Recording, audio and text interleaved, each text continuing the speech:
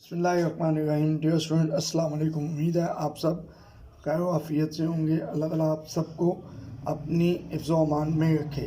Dear students, آج ہم نام کلاس کے مطالعہ پاکستان کے لیسن نمبر 11 کا آغاز کریں گے چیپٹر نمبر 2 سے، اور آج کا ہمارا ٹاپک ہوگا تحریک علی گڑھ اور سر سید احمد خان کا کردار۔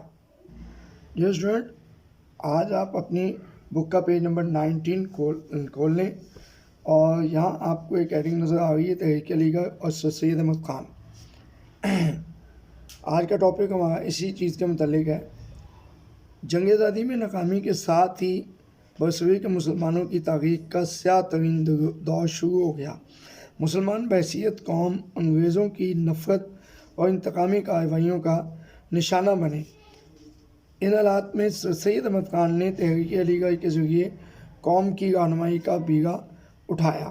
سر سید احمد خان کی تحریک علی گڑھ کے مقاصد درج ذیل تھے۔ نمبر 1، حکومت اور مسلمانوں کے درمیان اعتماد بحال کرنا۔ نمبر 2، مسلمانان برصغیر کو جدید علوم اور انگریزی زبان سیکھنے کی طرف راغب کرنا۔ نمبر 3، مسلمانان برصغیر کو سیاست سے باز رکھنا۔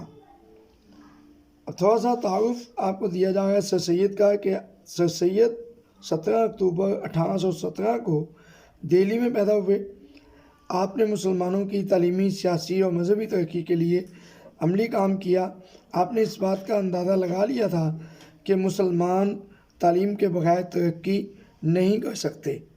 یہ اسٹوڈنٹس، 1859 میں سر سید نے مراد آباد میں ایک اسکول قائم کیا۔ 1863 میں آپ نے غازی پور میں سائنٹیفک سوسائٹی کی بنیاد رکھی۔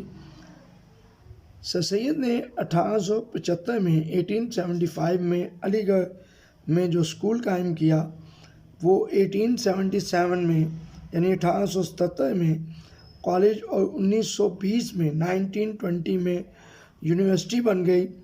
20ویں صدی کے شروع میں مسلمانوں کا پڑھا لکھا طبقہ اسی تعلیمی ادارے کا تعلیم یافتہ تھا۔ رسالہ اسباب بغاوت ہند بھی سر سید احمد خان کی ایک اہم سیاسی خدمت تھی۔ اس رسالے میں آپ نے 1857 کی جنگ آزادی کے حقیقی اسباب سے انگریز حکومت کو آگاہ کیا۔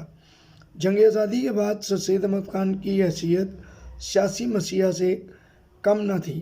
مسلمانوں نے برصغیر کے وجود کو قائم رکھنے کے لیے آپ آگے بڑھے اور انگریزوں کی غلط فہمی دور کرنے کی کوشش کی۔ سر سید احمد خان سیاسی طور پر مسلمانوں کو کمزور سمجھتے تھے، اس لیے انہوں نے 1885 میں یعنی 1885 میں قائم ہونے والی انڈین نیشنل کانگریس میں مسلمانوں کو شامل ہونے سے روکا۔ انہوں نے مسلمانوں کو تعلیم کی طرف توجہ دینے کے لیے کہا تاکہ مسلمان پہلے تعلیم حاصل کریں اور پھر سیاست میں حصہ لیں۔ سر سید احمد خان کے کارنامے ان کی زندگی تک محدود نہ تھے، بلکہ انہوں نے ایسی تحریک شروع کی جس نے ان کی وفات کے بعد بھی قومی خدمات کے کام کو جاری رکھا۔ سر سید احمد خان نے تحریک علی گڑھ کے ذریعے مسلمانوں کو ایک لڑی میں پرو دیا، جس سے مسلمانوں کے جداگانہ تشخص کی تشکیل ہوئی۔ ڈیئر اسٹوڈنٹ، آپ نے اس میں ہوم ورک کے لیے جو چیزیں یہاں پہ ہائی لائٹ کی گئی ہیں ان کو سن وائز آپ نے یاد کرنا ہے، اور یہی آج کا آپ کا ہوم ورک ہے کہ ان کی تمام جو ہائی لائٹ کی گئی چیزیں ہیں ان کو آپ نے یاد کرنا ہے۔